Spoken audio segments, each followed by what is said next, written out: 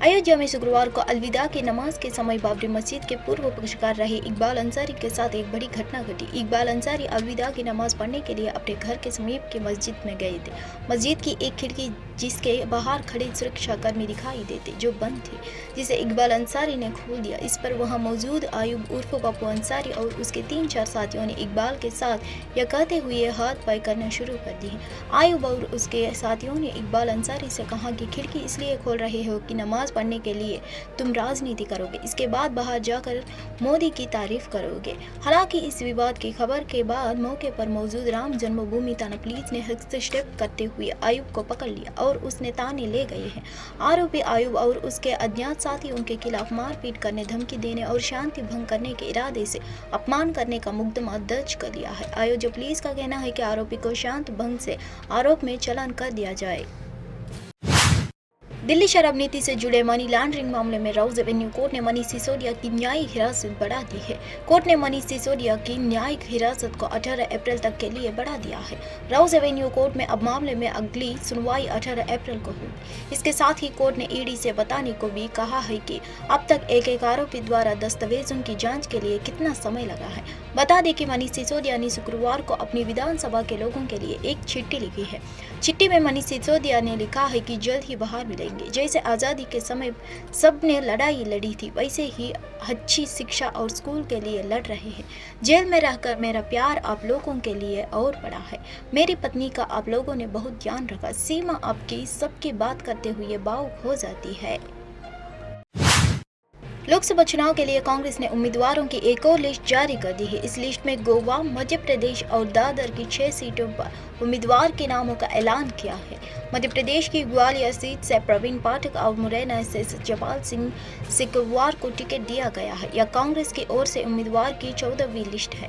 इससे पहले कांग्रेस ने लोकसभा चुनाव 2024 के लिए गुरुवार को उम्मीदवारों की 13वीं सूची जारी की थी। इस लिस्ट में 3 प्रत्याशियों के नाम घोषित किया गए थे और ये तीनों कैंडिडेट्स गुजरात के लोकसभा क्षेत्रों से उतारे गए थे। पार्टी ने सुरेंद्र नगर से ऋत्विक भाई मकवाना, जूनागढ़ से हीरा भाई जोटवा और वडोदरा से जसपाल सिंह पडियार को टिकट दिया है। भारतीय जनता पार्टी के राष्ट्रीय अध्यक्ष जेपी नड्डा 6 अप्रैल यानी आज दिल्ली स्थित पार्टी मुख्यालय पहुंचे। उन्होंने बीजेपी स्थापना दिवस के मौके पर मुख्यालय में पार्टी का झंडा फहराया है।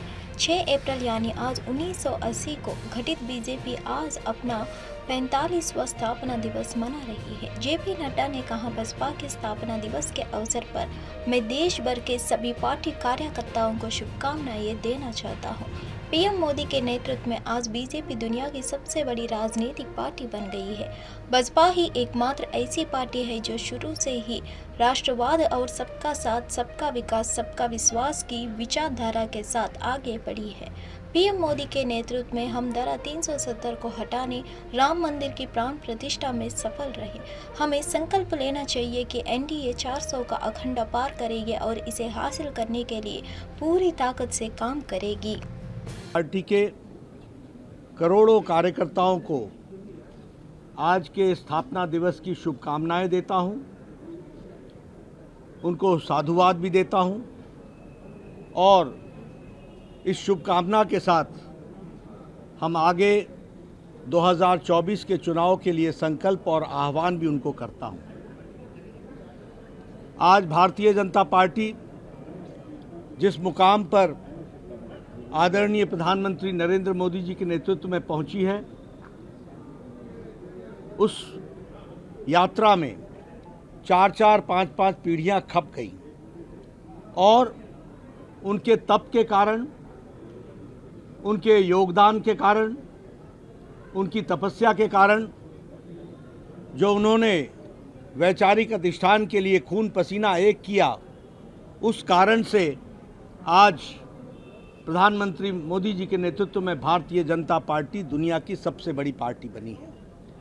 और आज के दिन जहां मुझे पार्टी के कार्यकर्ताओं के माध्यम से जो आज कीर्तिमान भारतीय जनता पार्टी ने स्थापित किया है, उसके लिए करोड़ों कार्यकर्ताओं को मैं पुनः बधाई भी देता हूं और शुभकामनाएं भी देता हूं। भारतीय जनता पार्टी अकेली एक ऐसी पार्टी है जिसने लगातार जनसंघ के दिनों से अपना वैचारिक अधिष्ठान राष्ट्रवाद के साथ सबका साथ, सबका विकास, सबका विश्वास, सबका प्रयास इस मंत्र को लेकर के चले और इसलिए हम देखते हैं कि ये अकेली पार्टी है जिसने अपने वैचारिक अधिष्ठान को लगातार अपने साथ संजो के रखा और उसे पूरा करने के लिए हर संभव प्रयास किया है। पश्चिम बंगाल के भूपति नगर ब्लास्ट केस में छापेमारी करने पहुंची एनआईए की टीम पर शनिवार को हमला कर दिया गया। इस मामले पर मुख्यमंत्री ममता बनर्जी का बयान सामने आया है। उन्होंने जांच एजेंसी पर ही सवाल उठाते हुए कहा कि एनआईए की टीम ने रात में छापेमारी क्यों की, क्या पुलिस को सूचना दी थी। उन्होंने कहा ऐसे ही होता है जब गांव के लोग आधी रात में किसी अजनबी को देखते हैं। चुनाव के दौरान गिरफ्तारी क्यों? हम चाहते हैं कि चुनाव आयोग निष्पक्षता से काम करे, न कि बीजेपी संचालित आयोग बन जाए। ममता बनर्जी ने दक्षिण दिनाजपुर जिले के बलूरघाट में एक रैली को संबोधित किया, जहां उन्होंने एनआईए अधिकारियों पर 2022 में पटाखे फोड़ने से संबंधित एक घटना को लेकर भूपति नगर में ग्रामीणों पर हमला करने का आरोप लगाया। उन्होंने दावा किया कि एनआईए टीम के सुबह सुबह ग्रामीणों के घरों के दौरा के कारण टकराव हुआ है। रामनवमी समारोह की तैयारियों पर बोलते हुए अयोध्या राम मंदिर निर्माण समिति के अध्यक्ष नृपेंद्र मिश्रा ने कहा, वैज्ञानिक यह सुनिश्चित करने के लिए काम कर रहे हैं कि रामनवमी पर सूरज की किरणों गर्भगृह में प्रवेश करे और सीधे रामलला की मूर्ति के माथे पर पड़े। यदि यह हासिल किया जाता है तो भक्तों के दर्शन के लिए पूरे अयोध्या में 100 LED स्क्रीन लगाई जाएगी। पूरे अयोध्या में लगभग 100 LED स्क्रीन लगेंगे जहां पर श्रद्धालु दर्शन कर सकते हैं। देखिए, हम यहाँ पे जो बैठक कर रहे हैं उसमें हमारा जो मुख्य लक्ष्य है वो 2024 तक जो निर्माण कार्य पूरे किए जाने हैं और जिसको पूरा करके ट्रस्ट को सौंपा जाना है। इसमें लक्ष्य के अनुसार आप सभी अवगत हैं कि मंदिर का निर्माण कार्य, जिसमें प्रथम तल, द्वितीय तल और राम दरबार प्रथम तल पर, ये पूर्व निश्चित ट्रस्ट ने किया है। कल भी ट्रस्ट ने प्रगति की समीक्षा की और आशा बताई कि लक्ष्य के अनुसार जो निर्माण कार्य किया जा रहा है वह संतोषजनक है।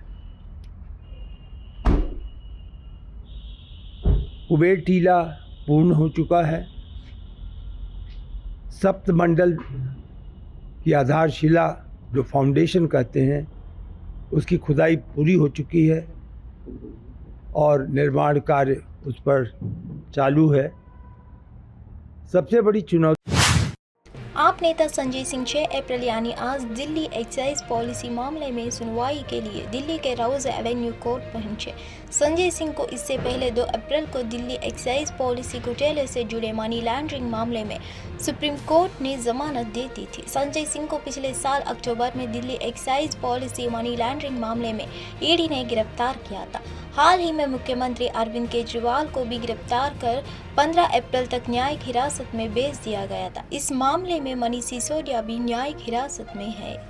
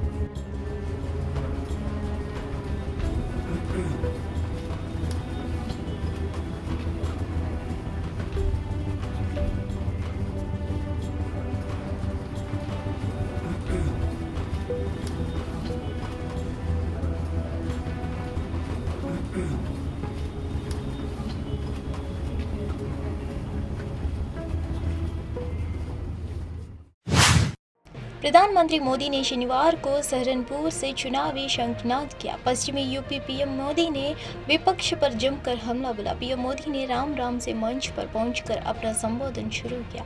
उन्होंने कहा कि दुनिया भर में देश का ढंका बज रहा है। प्रधानमंत्री मोदी ने कहा कि हमारा ये स्थान माँ शक्ति का स्थान है, ये माँ शक्ति की साधना का स्थान है और हिंदुस्तान के हर कोने में शक्ति की उपासना हमारी स्वाभाविक आध्यात्मिक यात्रा का हिस्सा है।